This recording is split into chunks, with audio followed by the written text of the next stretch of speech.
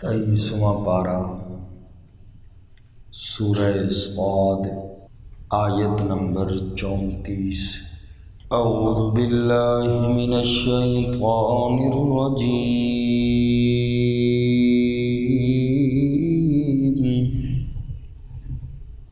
بسم اللہ الرحمن الرحیم۔ وَلَقَدْ فَتَنَّا سُلَيْمَانَ، اور البتہ تحقیق ہم نے آزمائش میں ڈالا حضرت سلیمان کو۔ وَأَلْقَيْنَا، اور ہم نے ڈال دیا عَلَى كُرْسِيِّهِ جَسَدًا، ان کی کرسی پر ایک دھڑ۔ ثُمَّ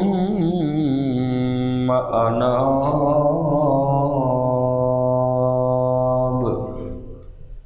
پھر انہوں نے رجوع کیا۔ گزشتہ آیت مبارکہ میں بھی حضرت سلیمان علیہ السلام کی جو پہلی آزمائش اللہ نے فرمائی اس کا ذکر تھا۔ آج کی آیت مبارکہ میں حضرت سلیمان علیہ السلام کی دوسری آزمائش کا ذکر ہے۔ یہ آزمائش کیا تھی؟ مختلف مفسرین نے مختلف باتیں بیان فرمائی ہیں، اور بعض تفسیروں میں اسرائیلی روایات اس آیت مبارکہ کے تحت بیان کی گئی ہیں دوسری کتب کے حوالے سے، اور ان میں سے ایک یہ بات بیان کی جاتی ہے کہ حضرت سلیمان علیہ السلام کے پاس ایک انگوٹھی تھی، اور اس کی برکت سے نظام سلطنت چل رہا تھا۔ حضرت سلیمان سے وہ گم ہو گئی، ایک جن کے ہاتھ لگ گئی، اور اس میں مزید اور بھی عجیب عجیب باتیں لکھی گئی ہیں۔ تو بہرحال جن کے ہاتھ جب انگوٹھی آئی تو جن حضرت سلیمان کی کرسی پر بیٹھ گیا، اور 6 مہینے تک اس نے حکومت کی۔ تو یاد رکھیں یہ روایت من گھڑت ہے، موضوع روایت ہے، اس کو بیان نہیں کرنا چاہیے۔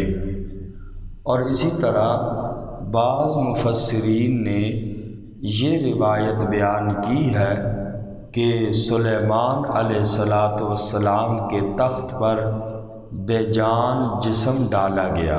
وَأَلْقَيْنَا عَلَى كُرْسِيِّهِ جَسَدًا، بے جان جسم حضرت سلیمان کے تخت پہ ڈالا گیا۔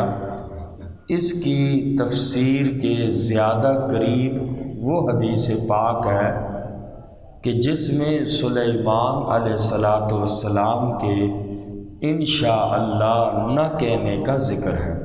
یہ اس کی تفسیر تو نہیں، لیکن قریب قریب کچھ مناسبت لگتی ہے۔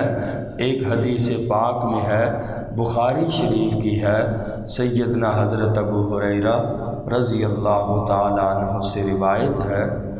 وہ فرماتے ہیں کہ رسول اللہ صلی اللہ علیہ وسلم نے حضرت سلیمان علیہ السلام کے بارے میں فرمایا کہ حضرت سلیمان علیہ السلام نے فرمایا کہ آج رات میں اپنی 90 ازواج کے پاس جاؤں گا، اور ہر ایک سے اور وظیفہ زوجیت ادا کروں گا، تو ان سے مجاہد پیدا ہوگا۔ انشاءاللہ نہیں کہا۔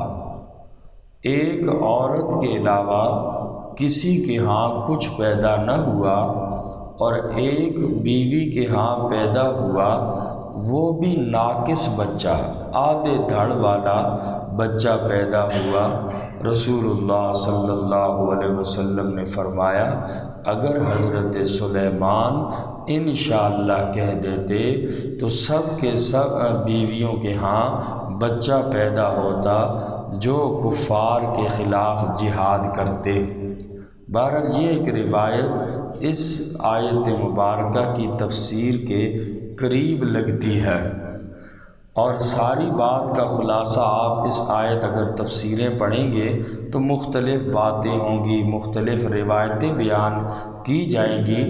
خلاصہ اس ساری باتوں کا یہ ہے کہ حضرت سلیمان علیہ السلام کی اللہ کریم نے آزمائش کی، اس کی تفصیل نہ قرآن کریم میں بیان کی اور نہ ہی کسی مستند احادیث مبارکہ سے اس آیت مبارکہ کی تفسیر کے طور پر کوئی واقعہ ثابت ہو، ایسی کوئی بات نہیں ہے۔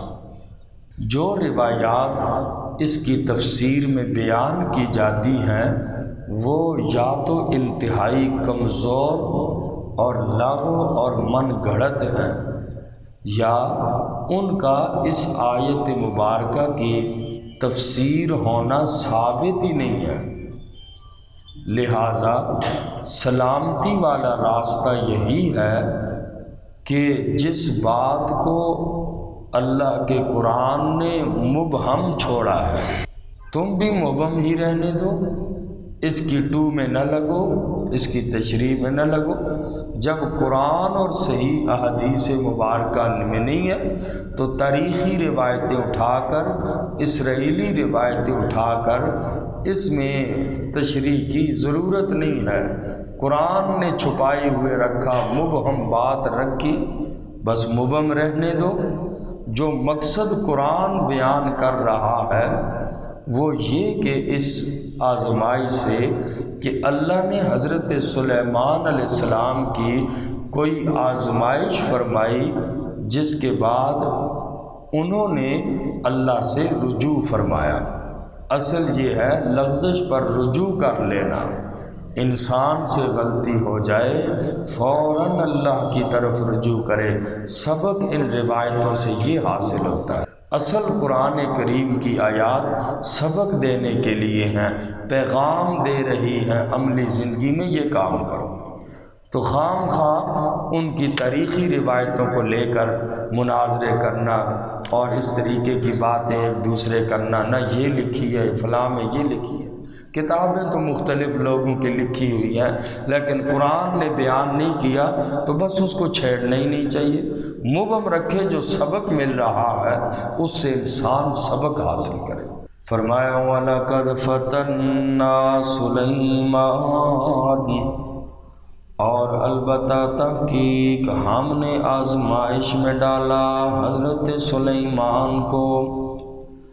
وَأَلْقَيْنَا عَلَىٰ كُرْسِيِّهِ جَسَدًا، اور ہم نے ڈال دیا ان کی کرسی پر ایک دھڑ۔ ثُمَّ أَنَابَ، پھر حضرت سلیمان علیہ السلام نے رجوع کیا اللہ کی طرف۔ قال، حضرت سلیمان علیہ السلام نے فرمایا رب اغفر لی، اے میرے رب مجھے بخش دیں گے، وہب لی ملکا، اور عطا کر مجھے ایسی بادشاہت لا ینبغی لأحد، جو نہ لائق ہو کسی ایک کے لیے، من بعدی، میرے بعد، انک انت الوہاب،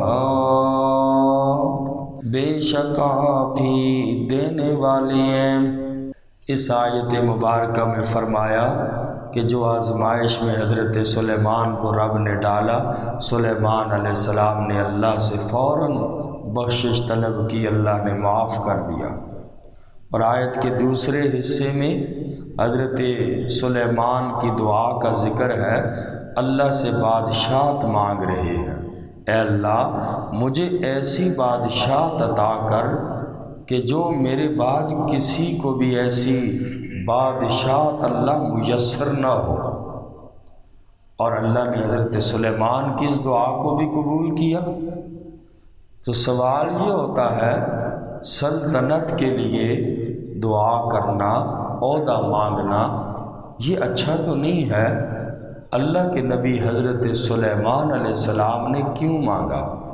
مفسرین نے لکھا ہے کہ حضرت سلیمان علیہ السلام کے لیے یہ عہدہ اور بادشاہت مانگنا نامناسب بات نہیں تھی، کیونکہ اس بادشاہت سے حضرت سلیمان علیہ السلام کا مقصد حصول اقتدار کا حاصل کرنا، آرام طلبی یا مالی نفع حاصل کرنا نہیں تھا، دنیا کو جمع کرنا نہیں تھا۔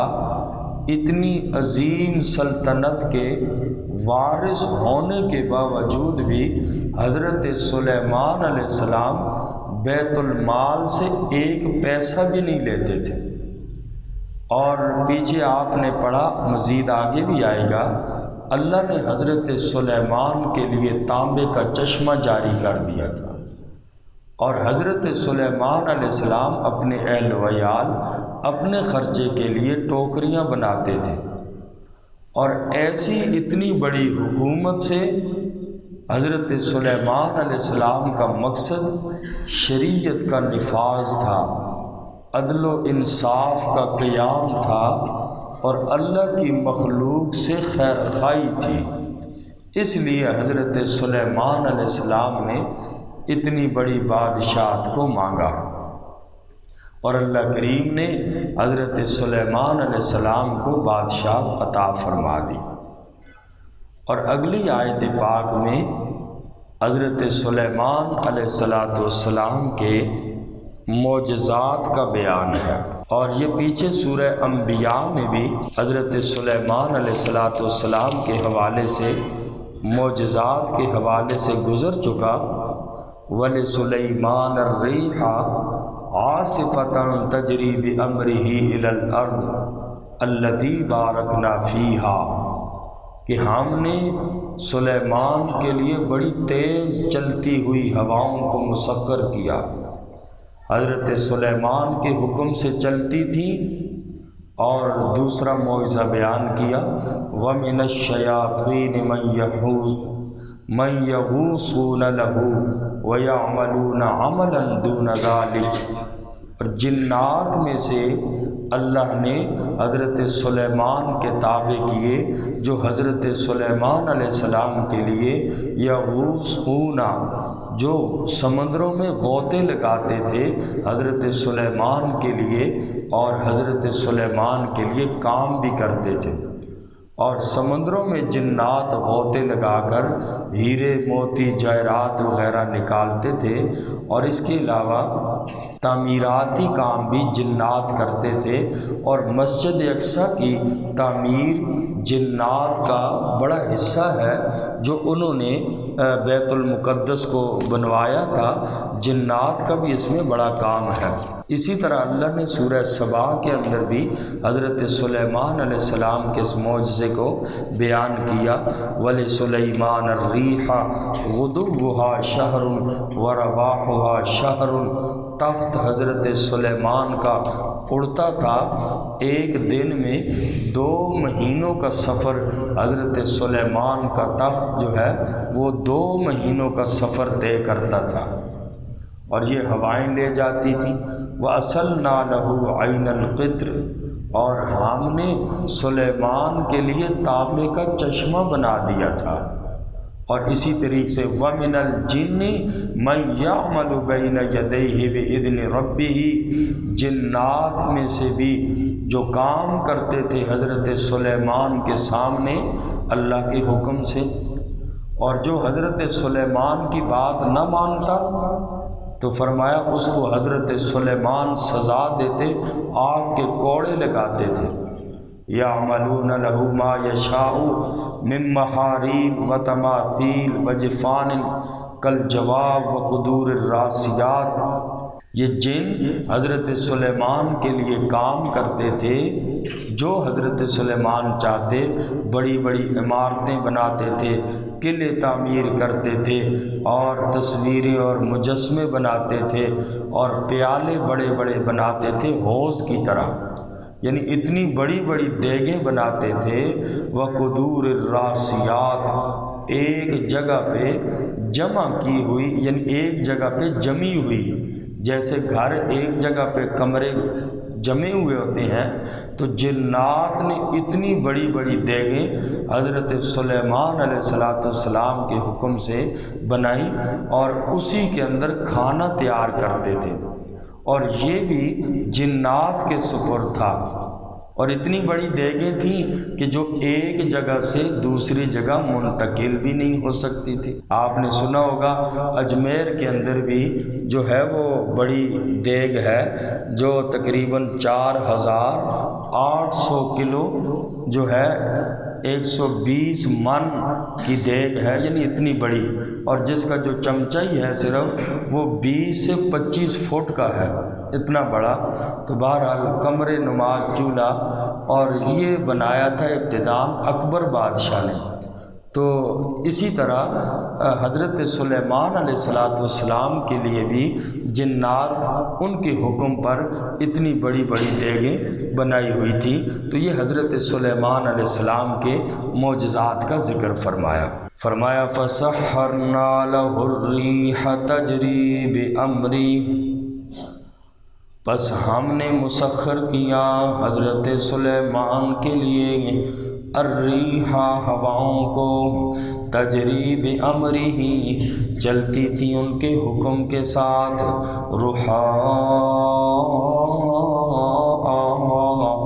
نرم نرم ہوائیں، حیث اصاب جہاں وہ جانا چاہتے تھے، والشیاطین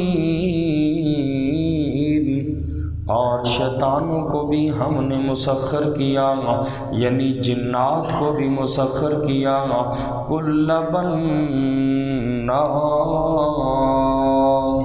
ہر ایک عمارت بنانے کے لیے، وغواص اور غوطہ لگانے والے، جنات سمندروں میں غوطے بھی لگاتے تھے اور اسی طریقے سے عمارتیں بھی بناتے تھے، وآخرین مقرنین فی الاصفاد اور دوسرے جنات اس کے علاوہ مقرنین جکڑے ہوئے تھے، فی الاصفاد بیڑیوں میں۔ بہت سارے دوسرے جنات ایسے بھی تھے جو بیڑیوں میں جکڑے ہوئے تھے۔ حضرت سلیمان علیہ السلام شرارتی جنات کو سزا کے طور پر قید بھی کر دیتے تھے۔ بہرحال شیطان جنات بھی حضرت سلیمان کے لشکر میں سے تھے اور آپ کے حکم کی تعمیل کرتے تھے۔ اللہ فرماتے ہیں اے میرا پیغمبر سلیمان، ھذا عطاؤنا، یہ ہماری عطا سے ہوا ہے، یہ ہماری عطا ہے جو تجھے اتنی وسیع بادشاہت عطا کی۔ فَامْنُنْ أَوْ أَمْسِكْ بِغَيْرِ حِسَابٍ، پس تو احسان کر، فَامْنُنْ پس تم احسان کرو، او امسک یا روک دو، بغیر حساب بغیر حساب کے۔ فرمایا جی جو اتنی بڑی بادشاہت سلیمان تجھے دی ہے یہ ہمارا عطیہ ہے، یہ انعام ہے تیرا، یہ حکومت، یہ دولت، یہ تمہیں ہم نے مالک بنا کر دی ہے، اور سلیمان تجھے اختیار ہے، احسان کر کے کسی کو کچھ دے دے تب بھی تیری مرضی، یا اس دولت اور حکومت سے تو خود رکھے تب بھی تیری مرضی، اور آپ سے اس حکومت کا حساب نہیں لیا جائے گا۔